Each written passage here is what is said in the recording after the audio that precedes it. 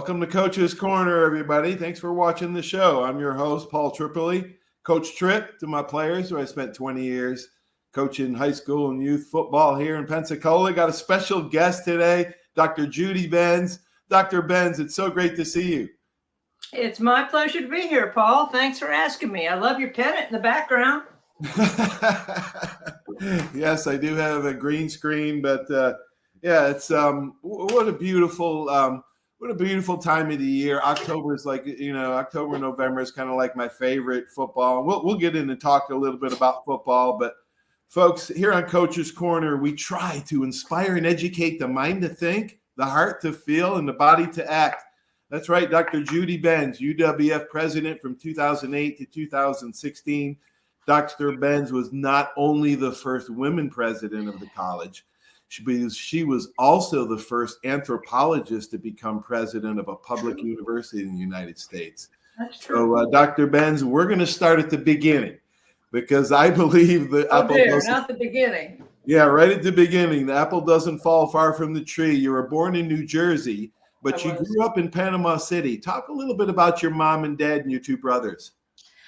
Well, my dad was a dairy farmer, and he and my mother both grew up in northern New Jersey, actually north central New Jersey, in Morris County, and their New Jersey land has always been expensive.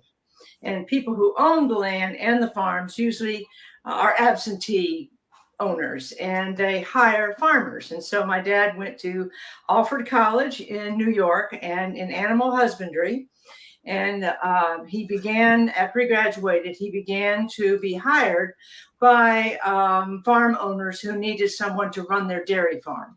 Right. And he kind of moved around from farm to farm for a little while. He met my mom and they got married. Still did the same thing. And in Lafayette, New Jersey, which is north central New Jersey, the farmer next door was a Dutch immigrant by the name of Frank Bilsma. And my parents and the Bilsmas got to be very good friends. And they were both leasing. And, leasing a farm doesn't have a good future. So they wanted to know where they could find farms to buy. And Dad had a sponsor, and I think Frank just had some money. And so they took this road trip, and somehow they wound up in Bay County, Florida, where there were 2 farms for sale with herds and houses and a milk route, and it was kind of a turnkey. So they bought the farms, packed up their young families, and moved to Bay County, Florida. I was 6. My brother was 2, and my youngest brother hadn't been born yet. And so they started doing just what they wanted to do, which was milk cows, have a milk route, and run a dairy. Yeah. And so that's how we got there. And we were the only 4 people from New Jersey in the entire county, I'm sure. What a story to go there. What a culture change. What a culture. Oh, my goodness. Oh, my mother never got over it. Never got over it. Oh, is that right? Oh, my gosh. No. My mom grew up on a dairy farm. And really? Yeah, and I almost went to in upstate New York, and I almost went to Alfred University. Alfred. That's where my dad went. That was my second choice at college, Dr. Bense. I'll be darned. After Alabama, I guess I made the right decision, but. Well, you never know. You just don't. And my dad had a godfather. His biological family, which is a wonderful family, just didn't have any money. But he had a godfather that sponsored him as a young man. Right. Oh, what a great story. All right. So is it true that when you were just 8 there, moving only a couple years in Panama City, that you knew you wanted to be an archaeologist? Well, that's a funny question, Paul. It's a funny thing. Yes, the answer is yes. My father was an only child, and so his parents followed him down to Bay County, and his aunts moved down with him, lived with. They were sisters, and so the 2 sisters lived together. One was married, Frances. The other, Elsa, was not married and was a professional woman in New York as a legal secretary, and really supported the family in many ways. Right. And so she gave me a subscription to National Geographic in 1957. I must have been 12. Oh, wow. And I began to read them. And I was always a big reader. My parents read to me. I read a lot. I was always curious. I read biographies and all kinds of things. And I kind of read the libraries out. I went to a little country school, Highland Park Elementary, which is still alive and well. And anyway, I began to be curious about the past. And as I look back at it, I think what I began to learn from National Geographic and reading history books is that the past is knowable, even though everybody's dead. And that when you're a teenager, 12, 13, 14, is a curious concept. Mm-hmm. And so if somebody else could do it, I could do it. We had a little, you probably had it too in grammar school, a publication called The Weekly Reader. Mm-hmm. And it was the news and science, mainly science and history. And then they began to develop radiocarbon dating. Dr. Leakey found our earliest human ancestors at the time in Africa. And I thought, wow. And I just got more and more interested in it. And my parents were, whatever makes you happy. Yeah. And right. so I decided at an early age I wanted to go to Egypt and dig up mummies. And I realized what I had to study in college and make sure I got in college. And then I realized that I wasn't going to Egypt and dig up mummies. To an Ivy League, you had to have money, and the jobs were scarce as hen's teeth. So I quickly learned the archaeology that I could make a living at, which is archaeology in the United States, which is fascinating and much harder than going to Europe, to Egypt. Yeah. Wow. What a great story. Okay. So you fast forward to 1977, you began teaching. Mm-hmm. But let's talk a little bit. Let's talk a little bit about FSU. And we'll talk football, but in a little while, because the foresight that you had is amazing. So we'll talk about that. But I want to finish 1977. You began teaching anthropology and archaeology at UWF. And then in 1980, you established an anthropology program. Later, you started underwater archaeology program. Talk about these programs and some of your challenging obstacles that you had to overcome, and maybe the greatest discoveries that you had found. Well, I got my PhD in 1972 when I was 27. And that's pretty young. And I've always kind of been on a fast track. I'm that way. Maybe I'm ADD. I don't know. Yeah. But both my parents dropped dead. They dropped dead in their middle 40s. Oh my God. They did. And I was the oldest, and I was 2 months away from graduating with my PhD. My brother at the time was an undergraduate in music at Florida State. So when I got my degree in 72, the younger brother was in junior high. Somebody had to go home and take care of the family. And so I could not practice from 72 until the old folks passed away. The boys, my brothers, were out of college. And so in 77, I could return or began in archaeology. And in Panama City, University of West Florida had an extension center, like we have one in Fort Walton. We used to have one in Panama City. And so I walked in there and said, well, I've got a PhD in archaeology and anthropology, and I'd like to know if there's a way that I could sort of start my career and teach. And they said, you have a what? They said, of course you can teach here. So I started in high school.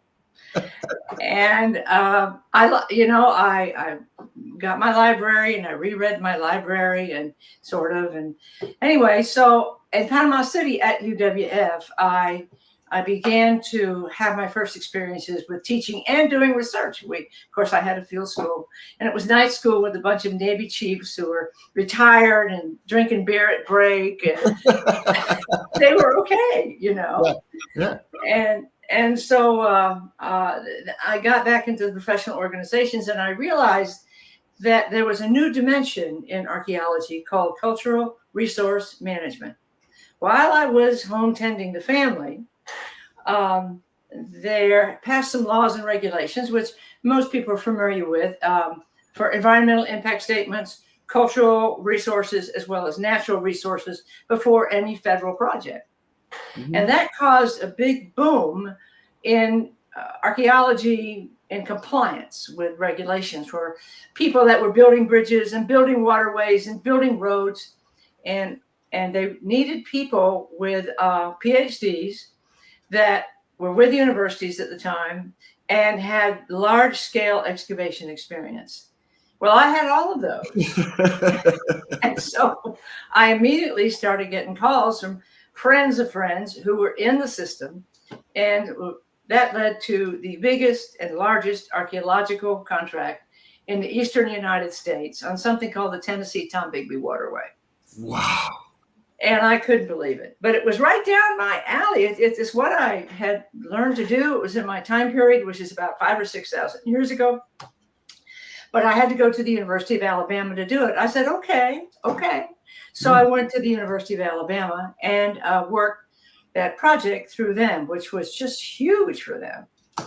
The first project was about $500,000. And let's just say that there are a lot of things about major research organizations and universities that I don't like. Right. I don't like the culture. It's kind of dog eat dog, and students really don't count. And it's just rough. Kind of selfish and arrogant. It is. Yeah. And I didn't like it. Right. I didn't like the culture. Right. And so I finished that contract and I thought, man, I don't want to do archaeology for money, only money, because that doesn't interest me. Archaeology interests me. Right. I don't like being at a major university. So I thought, go to where you know there is good archaeology at a place that never heard of it, and just build a program, try to start one. And so I walked into the University of West Florida. I knocked on the door and said, I've got this big contract coming up and I'd like to run it through the University of West Florida, and it's $2 million. What? That started it all. So I am a walk-on to the University of West Florida. And I laid my cards out on the table. I wanted to start a department of anthropology. I wanted to have an archaeological research unit. And I was going to be gone for 2 or 3 years to Northeast Mississippi running a huge project. And they said, sure. They gave me everything I wanted. And I had a sponsor by the name of Dallas Blanchard, the chair of sociology. And I asked him, I said, Dallas, why are they giving me everything I'm asking for? He says, because they don't believe you. I said, really? He said, no, they don't believe you. They think it's just hot air. Oh my goodness. Holy really? Cow, Dr. Bense. Yeah. And he said, you be sure to staple all the things they said they were going to do for you. Start a program, hire faculty in anthropology, give you a curation, yada, yada, yada. Wow. Because if you get, I said, I'm a sole source. They said, they still don't believe you. So that's how I started at UWF. Oh my gosh. All right. So you started it, you get the program going, you start hiring instructors. How many classes did they teach? And what was the archaeology 101 that you had to start out with? Because you couldn't start out with archaeology 404. How did you set the curriculum, and where did you get help doing that? Well, I didn't have much help. I set the curriculum. They wound up hiring one anthropologist, a cultural anthropologist who studies living people. And so we designed a traditional program, mainstream program, basic studies plus anthropology and social science electives. Then we were just 2 years. We were at the time a 2-year institution, just junior and senior. And so we started with anthropology 101. Then you take archaeology, and there's a whole sequence of courses. And they said, okay. So I wound up teaching half of the curriculum, writing all the proposals, doing all the work. And of course, I know even $2 million runs out. And it did. And so I had to look for another way to fund the program and to fund archaeology, because it's very expensive. And that's when we did the Hawkshaw project with Gulf Power. And that was the main rainmaker that I had there in 83 and 4. I developed public archaeology. I was able to work with the media, having school teaching kits, lots of public documents spinning off of it. It won a national award for archaeology, the first one ever. Gulf Power won the award. I won the award, and that really set me going. Wow, that set you going on your journey to other discoveries. What was the most challenging discovery? What was something that like really like seemed like always went wrong, but you learned a lesson from? Well, the Gulf Power site project was a 2,000-year-old Indian village and a 100-year-old African-American neighborhood. Everything went right. Nothing went wrong. It was just one of those, what do they call them? Peak performances, those peak times where everything went right. Right. I haven't really had anything that went wrong all the time, but on every project, things go wrong. Right. You have to learn how to deal with them. It's kind of like life. Right. And but the interesting thing about it is that there had never been a professional archaeologist in Pensacola, and Pensacola is rich in heritage. It's rich in archaeological sites, and I knew that, but I didn't know. I had students who helped me do the research, but I kind of stumbled into historic archaeology downtown, and then I realized that the niche, if you will, in professional archaeology, everybody was doing pre-Columbian or Indian archaeology. Nobody was doing, nor did they want to do, post-Columbus from 1492 and here 1500 to the present day. They thought it just wasn't the thing to do, but it was an empty niche. People in Pensacola knew about their history. And so I basically partnered with the historians and rode with on their coattails and made great discoveries downtown. Even I didn't think there would be that much preserved under the streets, under the parking lots. For God's sakes, give me a break. It was perfect. Wow. And so that really pushed me in the profession and in the university into a very, I don't want to say powerful, but in a very good position. It was public, it was friendly. I began to learn that the administrators at the university needed a white hat. They wanted the limelight, and I could give it to them. So, and then there were the shipwrecks. I mean, for God's sakes, who would think of shipwrecks? And at the time, in 1982, when we discovered, maybe it was 3, the first shipwreck off Gulf Breeze, the state had hired an underwater archaeologist with a real PhD, and we began on that journey. Now, underwater archaeologists in the early 80s were treasure hunters. The guys who did it were cowboys. They had a bad reputation, and I had to be very careful not to get sucked into them, even accidentally. Wow.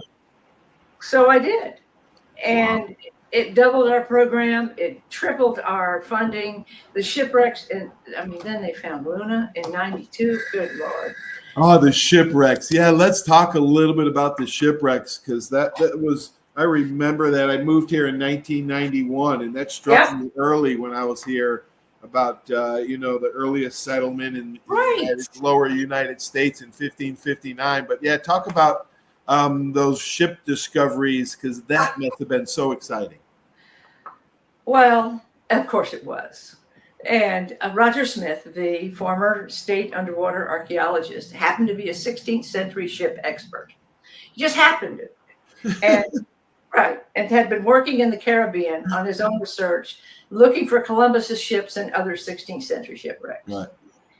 And so I said, he wanted to look for Luna ships. I said, Roger, don't try to find them. You didn't find Columbus's ships. Don't look for something that you're not going to find. It'll hurt your reputation and ours. Well, he drank half the scotch I ever had and didn't listen a bit. And son of a gun if he didn't find it on his first try. So you can see, Paul, the story of archaeology and my career and the university's public face, it really has been one of good luck, of taking advantage of opportunities, of taking a moderate risk, going into historical archaeology, which I knew nothing about, going into shipwreck archaeology, which could have been professionally dangerous. Right.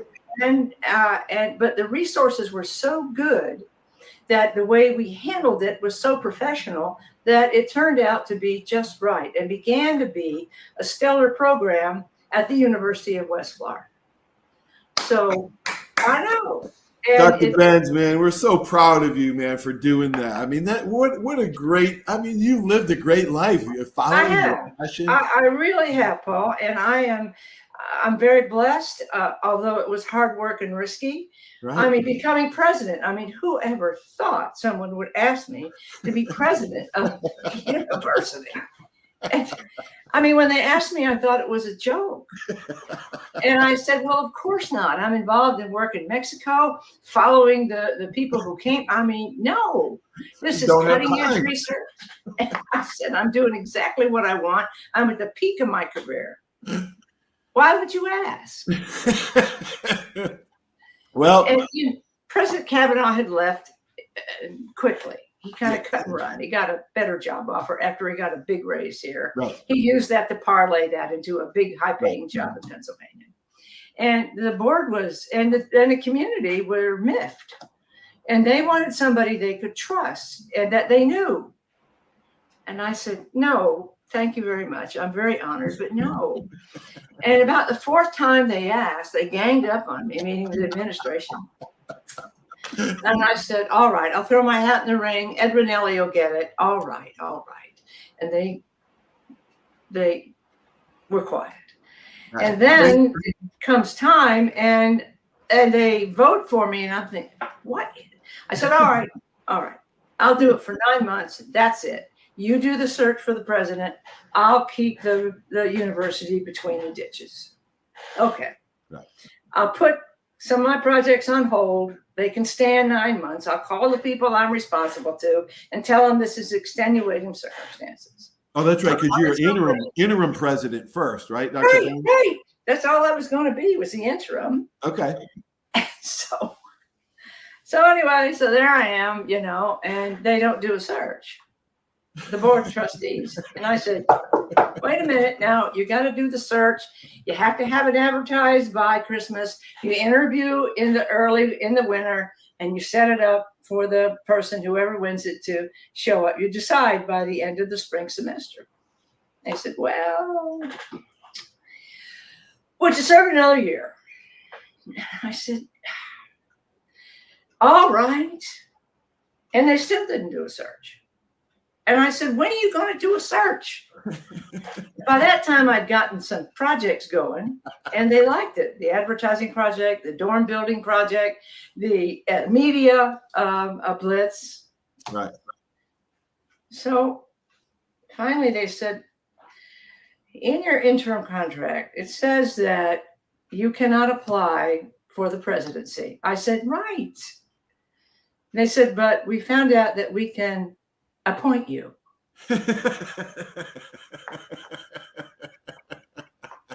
I said, well, would you do it? Well, that was the big decision. Right. Do I leave archaeology for a long time and let these projects, all of them, go? Oh, gosh. And I knew what being president was going to be like. No life, scheduled to death. Right. Completely, you travel half the time. Right. But opportunity only knocks once. Yes, ma'am. That's right. Yes, ma'am. And I'm glad you said, hey, all the football players that ever played, all the teachers, all the professors, everybody, all the head of departments are thankful. Thankful you said yes. So let's talk football. Okay.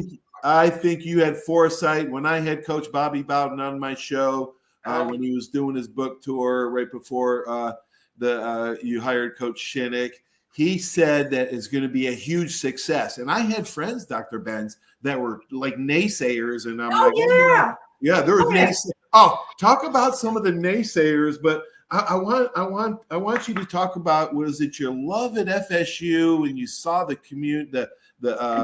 university community come together over football? What spurred you to take that risk and jump into that territory? Because it just amazes me how the courage that you have and the stuff you had to go through. Well, when I was at FSU between 63 and 69, we had Coach Pete. Oh, what was his name? I forget his last name. We had a coach that was moderately well known. We were in bleachers, and we had a great time. We weren't necessarily winners. I think we won against Florida for the first time in that time period. But then, as an alum, as FSU began on its track to greatness and being a Division I contender and growing, I saw in the early while I was president, I saw and knew why FSU had grown. It was football. That was the big thing that gave them attention. They were winners.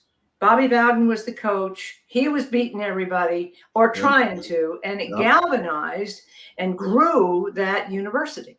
Right. It wasn't their academic prowess. They're great academics, don't get me wrong, but it wasn't them. It wasn't the arts. It wasn't science that really pushed them over the top. It was football. And I realized that football, not having that, I realized that one of the steps and requirements of real academic and university growth includes football. And like, why wouldn't we have it? Look at all the football we have. Look at we're only Division II university in the entire state. None of them had football. Right. And I thought, that's a recruiting advantage. Wow. Wow. So I also knew that there are very few things really that a president can do at a university. You have to have your strategic plans. You have to have, vice presidents implementing everything. And that's the way it works. And it's fine. But every once in a while, there's something a president can do as a personal initiative. And so I was having a hard time about 2011, 2012, the roller coaster of, you do it right, you do it wrong. And I thought, I need something fun to work on. I need something fun that will be really good for the university and that I like. Right. And so I had a little talk with the athletic director, the interim athletic director at the time, Dave Scott. And he said, yeah. So I began decided to hold a pep rally, and it was where I lifted the helmet up in the pep rally. Yeah, I remember that. It was planned, and so But anyway, so I knew it was a good idea. Nobody had to convince me. You wouldn't listen to the naysayers. No, I didn't listen. No. And the way I described the way Dave Scott, the athletic director, and I did football is that he did the work and I kept the wolves away. I kept the door closed. I didn't let anybody distract me. You kept the bad cancer out of the way. I did. Let's give some flowers to Dave Scott, man. What a tremendous. Oh, absolutely. He did the work. Oh my gosh, what a great athletic. He's really good. So anyway, I began to go to the civic clubs and talk about it, and nobody said anything bad. Nobody did. Right. The faculty grumble, but the faculty grumble about lots of things.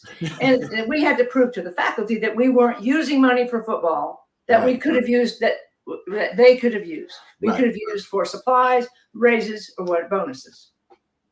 So you had to be careful about the money. And I thought, well, I'll get it at the legislature because they've supported every other football university that started football by raising their athletic fee, which gives them a boost. And cash to do it. Yeah. For 3 years, I got not no, but hell no. And I thought, wow, they're not going to give us a damn nickel. Wow. The legislature. Wow. So I held a town hall and I said, look, we're not going to get the money. We just came out of a recession and nobody's going to give us the money. Right. So we're going to do it the way we've done everything else in Northwest Florida. We're going to roll up our sleeves. We're going to save up our money, and we're going to do it ourselves. We may start out on a grass field, on the intramural field with rented bleachers and a sound system. But that's how we're going to start. Darn right. And I said, I have to wait we got money. We got to build a field. I got enough to build a field, but I don't have enough for anything else. So we got trailers. We're going to get them in for offices and what do you call it?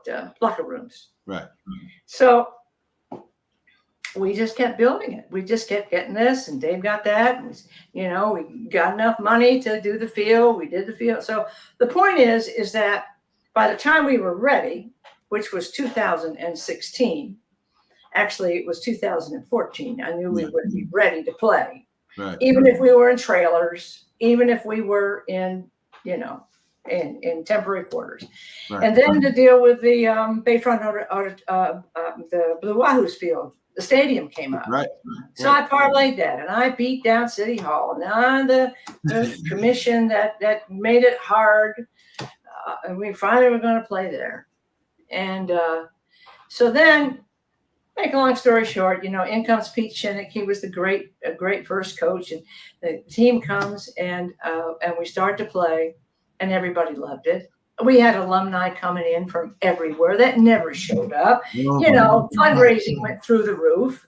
Wow. And for several years, even to this day, VIPs in town would come up to me and say, "Judy, I am so sorry." I said, "Well, what are you sorry about?" They said, "We thought you were just blowing smoke. It was a PR stunt." Wow. I said, "Yeah." Wow. And they would give me a check for football. Whoa, yeah, that a girl, that a way to show. Right.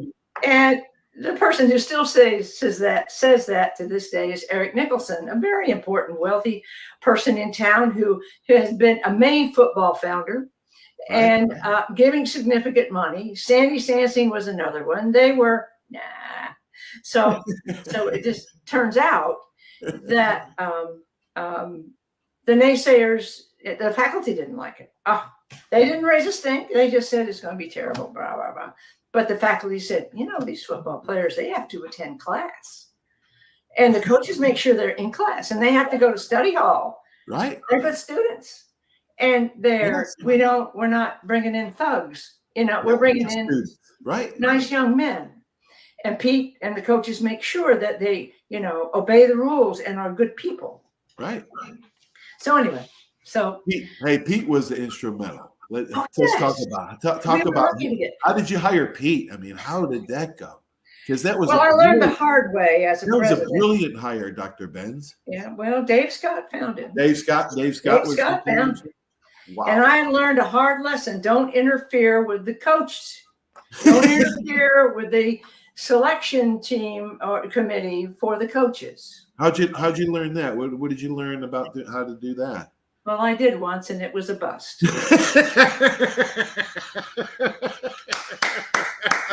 Other way to be honest, Dr. Bense. I love you for that. I'm so sorry. And I never do. So I didn't.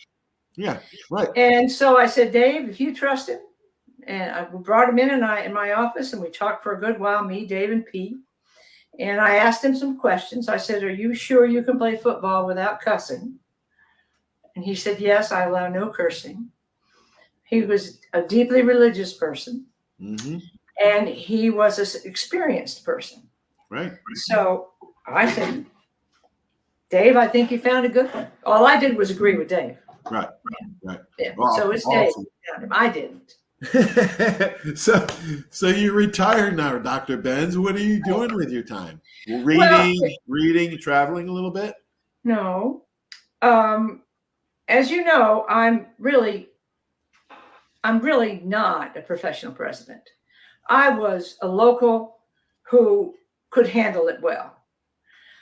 But what I really am is an archaeologist. Right. It's what I do best. I have a knack for it. I'm lucky in it. And when you leave your profession for a risky job, half the presidents in the United States leave under a cloud. Oh, wow. Yeah. It hurts their career. Their vice presidents get them in trouble. They act out. They get greedy. Right. And it's a very risky position. Right. And I told anybody who would listen, including myself, that, if I can exit the presidency without any problems, if I still have the energy and I still have the desire, I want to finish up what I should have been doing in those 9 years. I want to finish it up at the end. Right, so when the Board of Trustees asked me to serve another 5 years, I said, no, I won't. But what I will do is not ask you for a raise, and I will leave when the end of the first football season. They said, okay. So they gave me a nice what other presidents in the state of Florida are getting as retirement packages, their step down packages. Mm-hmm. And they gave me a nice contract for 3 years to write the book, the synthesis of the research I'd done. Because I started it and only I could finish it. So I have a nice office. They made me president emeritus, so I have rights and privileges. Yeah. And so I have been for the last 7 years. I retired in 21, but I stepped down in 17. So it's been 7 years. And I have written 2 books. I published 3 academic articles, and my list of what I have to do to finish my professional career on a very high note. That's what I can do. Yeah. Way to go, Dr. Bense, man. I can't even finish one book. What's the name of it? It's Presidios of Spanish West Florida. Okay. And it's from 1698 to 1763 in West Florida. The research I've been doing off and on for 30 years. Wow. So now. Awesome. Yeah.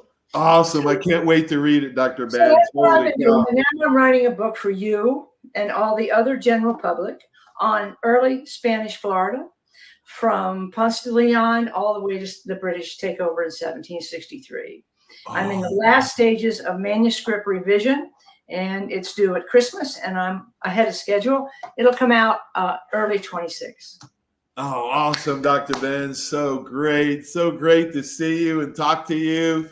Oh my gosh, are you still watching football? Are you still? Oh yeah, How's your family? How's your brothers doing? How's the family doing? The middle brother died in the late 80s, but my youngest brother Alan's doing fine. Oh, good. Mm-hmm. Well, it looks like you're staying busy, so I don't think any grass grows under your feet still to this day. I don't think so. I should probably put my feet up and travel the world, but this is important to me as a professional. Right. And I'm receiving now lifetime awards and achievement awards. And I had always hoped my career would wind up like that. Oh, we're so proud of you, Dr. Bense. Love you to death, man. Thank you. We're so proud that we're lucky to have you, and hope I see you soon. It's been my pleasure. It's really been fun, and I've been lucky, and things have turned out well. Yeah, thank God for you and all you, and being a sports fan too. And, go Argos! I mean, my goodness, go Argos! Go Argos! We scored 70 points last weekend, for heaven's sakes. It's in good hands, that's for sure. All right, Dr. Bense, go make some great more discoveries. We'll talk soon. Good, thank you, Paul. Thanks. Bye-bye. Bye-bye. Dr. Judy Bense, one of a kind. What a lady she is. Sports fan, yeah. We didn't talk a whole lot about sports, but what an amazing anthropologist, archaeologist, president, person. Just all around joy, and an impressive lady. Hopefully to have her on again, but it was great to talk to her. Stay tuned for these messages here on Coach's Corner. Without these great sponsors, this just all wouldn't be possible. Talk to you soon, everybody. So long. There's a reason why Hill Kelly in Pensacola is the #1 selling Chrysler Dodge Jeep Ram dealer between Jacksonville and New Orleans. While other dealers have taken advantage of a competitive market with higher prices, Hill Kelly has discounted prices to the lowest of the year. And Hill Kelly in Pensacola won't surprise you with excessive charges beyond the selling price. Come see why people from Milton, Pace, Foley, Bay Minette, Daphne, Gulf Shores, Mobile, and beyond are driving to Hill Kelly in Pensacola to buy their next new Chrysler, Dodge, Jeep, or Ram. At Hill Kelly, the bottom line price and your satisfaction are what really matter. So before you sign, check the bottom line and make the trip to Hill Kelly in Pensacola to see what true local ownership can do for you. At Hill Kelly Chrysler, Dodge, Jeep, Ram, Highway 29 in Car City, Pensacola. Or shop online 24/7 at hillkellydodge.com. When it comes to bottom line pricing, nobody beats a Hill Kelly deal. Nobody. That's you trying to fix the plumbing yourself to save a few bucks. Doing things yourself doesn't always end well. The same goes for insurance. That's why Auto Owners works with local independent agents who tailor coverage to meet your needs and offer discounts for life, home, car, and business insurance. Because sometimes you need a professional to get the job done right. That's simple human sense. 75 years of service in high tech today. It's Pensacola Glass Company at 433-8348. High tech is a term often applied to advanced services and products in today's marketplace. And today, glass is much more than a simple painted brittle, see-through stuff we hit baseballs through when we were kids. Glass is now a product with unique flexibility in both performance and application. And Pensacola Glass Company is growing right along. That's Pensacola Glass Company at 433-8348. Are you riding around in a filthy vehicle? Dirty car no more. Visit Ronnie's Car Wash today to get it shining in no time. They have 3 convenient locations with another coming soon. The unlimited monthly wash packages start as low as $14.95 per month with free vacuums, multi-purpose spray and towels. Visit them in Gulf Breeze, Navarre, Fort Walton, and soon Crestview. Don't wait, wash today. Be sure to see Ronnie's Car Wash on Facebook to see the latest specials and discounts. You'll be riding and shining in no time.